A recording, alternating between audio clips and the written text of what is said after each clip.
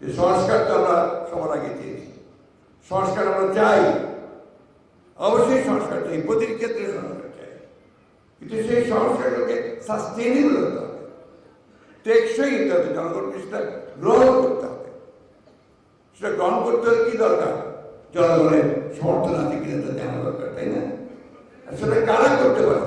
ধরেন সংবিধান, ছেলেরা অনেকেই বলছে যে সংবিধান পরিবর্তন করতে হবে। তো সংবিধান পরিবর্তন কিভাবে করবেন? একটা সংস্কার কমিটি দিয়েই তো সংবিধান পরিবর্তন হবে না। ওটা আপনার হয় কনস্টিটিউয়েন্ট অ্যাসেম্বলি লাগবে, তাহলে পার্লামেন্ট লাগবে, যারা প্রতিদিন তারা লাগবে। তো সেটুকু তো আপনাদেরকে মনে করতে হবে, ধৈর্য ধরতে হবে।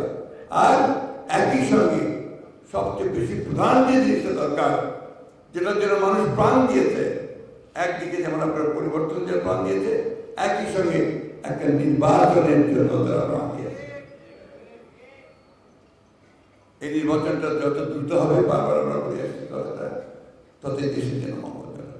এই কথাটা আমার একার না, যারা একটু ভাবছেন, যারা একটু চিন্তা করছেন, যারা একটু প্রসিড, হঠাৎ করে কিছু বললেই, হঠাৎ করে কিছু করে ফেলা কতটুকু সাস্টেনেবল হবে, সেটা তো অবশ্যই চিন্তা করতে হবে।